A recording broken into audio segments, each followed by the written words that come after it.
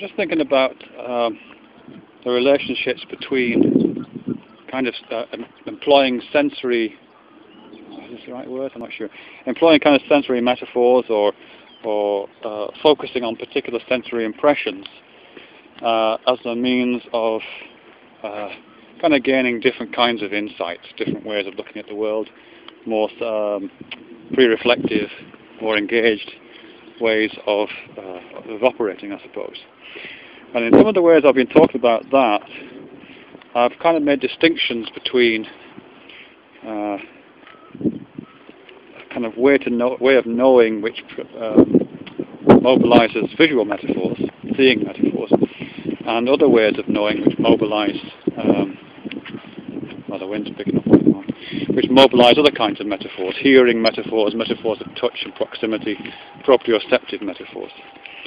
I think what's interesting for me about that, well, there's two things really. The first thing is that most of these kinds of practices, which I might broadly call enlightenment practices, although I'm not absolutely sure of that term myself, they tend to use one or other of these sensory modes.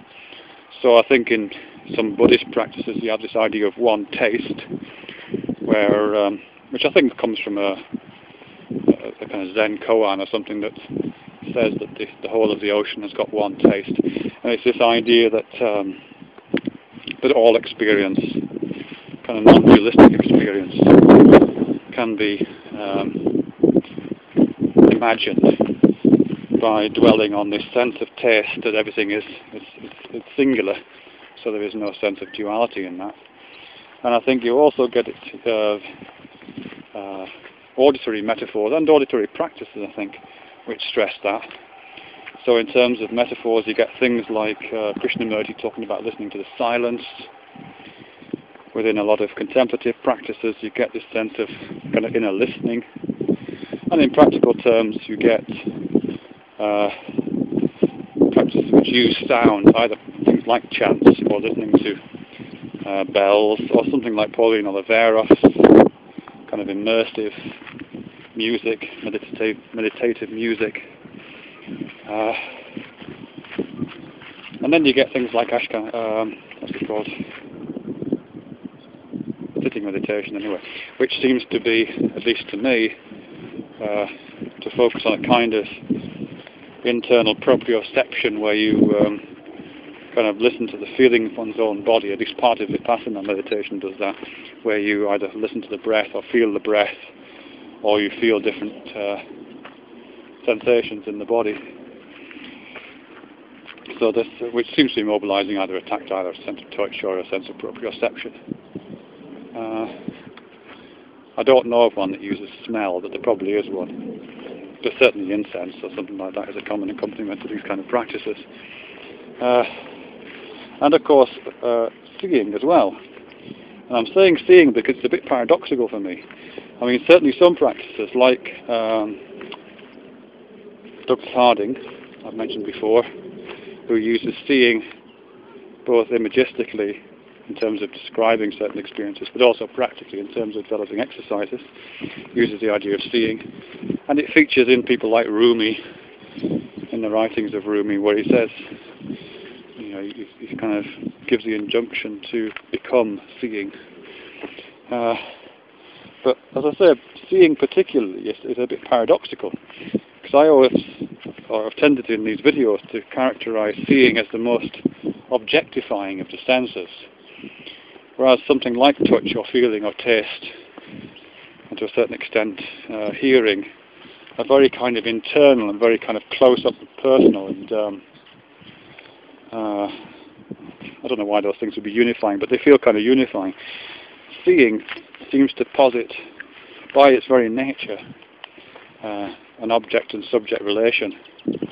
There is more than any of the other senses, a thing out there that you kind of point your eyes at and make a division between the self and the object of the gaze. So I'm just wondering why, why seeing does nevertheless work, if it works as a metaphor for certain kinds of illuminated knowing, and what the differences are between that kind of seeing, you know, the seeing that Rumi talks about, and the seeing which characterises objectivity and dualism. And there's nothing wrong with dualism, I'm just pointing it out as a distinction right now. I suppose one of the things I'm thinking of there is to do with this pre-reflective and reflective consciousness, which I think that I'm working on right now. There is a form of seeing which is not reflected upon, a kind of primary perception of the world. As I'm looking out into the world across this field, which is tiny little bits of grass just coming up in it, as I'm seeing these birds in the sky, and as I'm seeing these trees, other than for those moments when I'm actually reporting on those, when I'm using these words and I'm consciously and self-aware and with self-awareness making these observations, other than those particular moments, I'm still seeing these things, but I'm not seeing them in a way which is reflective. I'm seeing them in a way which is pre-reflective. You know, as I'm walking along this path against this field, I'm not watching the path under my feet. I'm watching the things I just talked about and other things, but I'm not falling over. So clearly, part of me is seeing the path, and isn't walking into ditches. And part of me is seeing where it bends, and it's kind of taking me along there, without me consciously thinking of it. So I think if there's a way of, and I'm not sure if this makes any sense at all, but if there is any kind of distinction to be made between those kinds of seeing, an objective seeing which detaches, separates, has a kind of dual quality to it, and this other form of seeing which Rumi and Harding and other people talk about, which is non-dual, and which doesn't detach, and which is engaged, then I guess it's the same kind of distinction as between reflective and pre-reflective consciousness.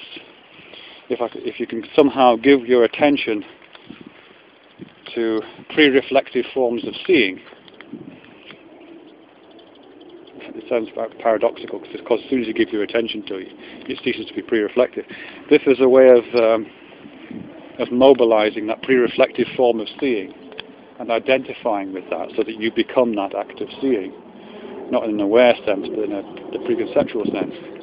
Then presumably that's akin to the other kinds of sensory engagements that I've talked about, in terms of one, taste, listening to the silence, those kind of things, maybe.